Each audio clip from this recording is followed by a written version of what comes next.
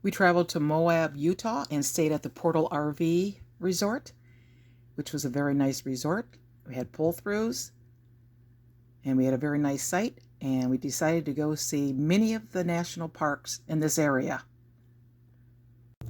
The Arches was the first national park that we visited. It's $30 per car to get in, or you can purchase a $20 annual pass right at the gate to save $10, or if you have a senior pass, you can get in for free.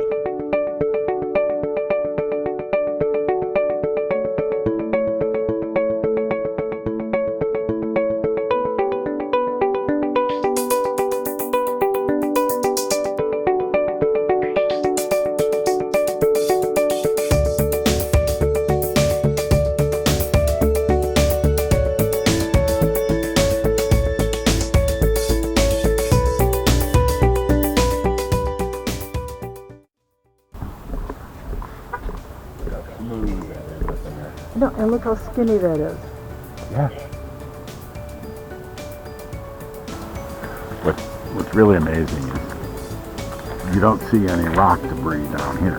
Very, very, very little. Mm-hmm. So you know all this has been eroded by wind and sand blowing and rain. It's not like it just cracks off and falls somewhere.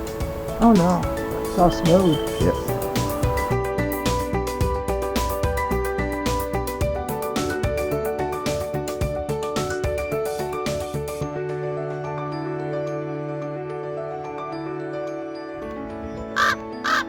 Got a lot to say, doesn't he?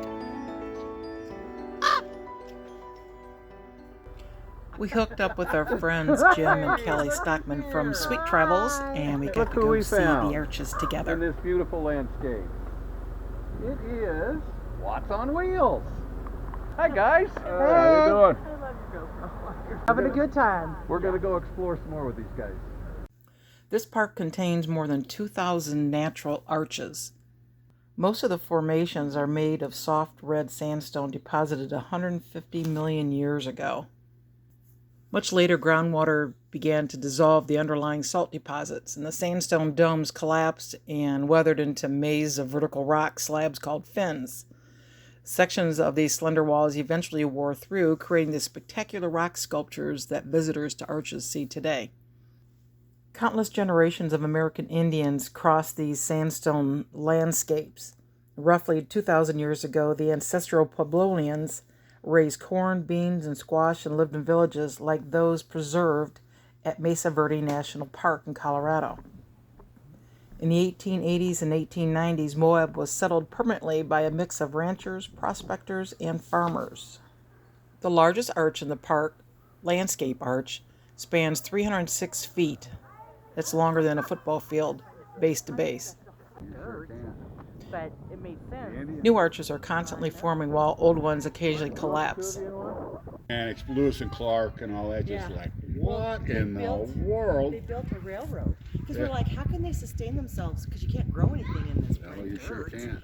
But it made sense. The Indians lived here. I know. You're smarter than This park is 119 square miles, so it's huge, and I would say you want to give yourself at least 3 to 4 hours to be able to get out at some of the most beautiful areas for wonderful panoramic views. These are just a few photos of the rock formations and arches. There's so much more to see. Stay tuned for the sand dunes coming up in this video. They are awesome.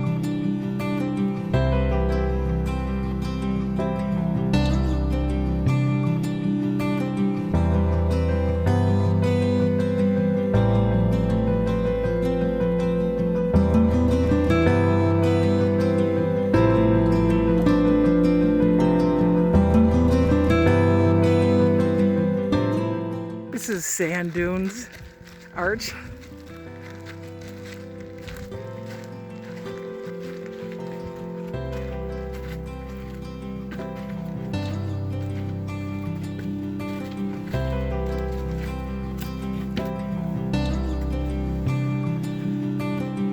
Well, I didn't expect to see a tree in here. No.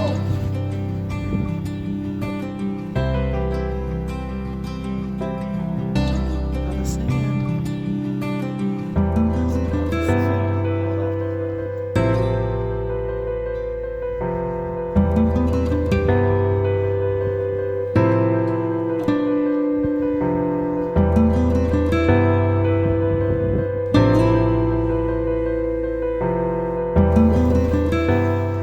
the sand. So fine. It's like powdered sugar, but it's not white.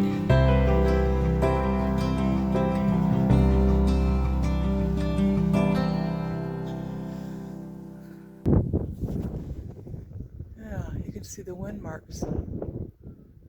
Just sloughing off all that sand. Sandblasting these roads. Years and years.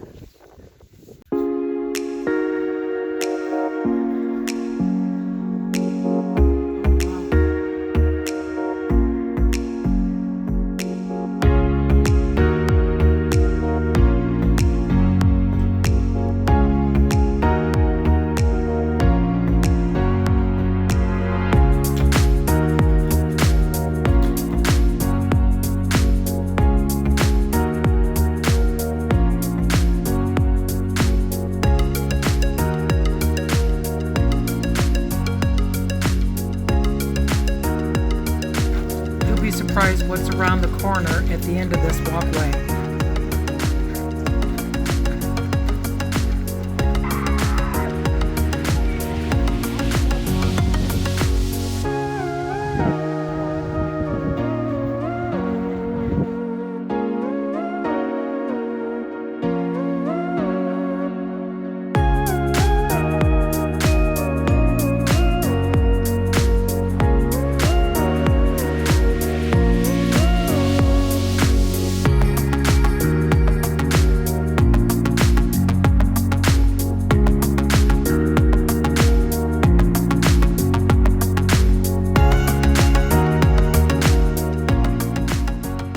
Thanks for watching. If you liked the video, please give us a thumbs up.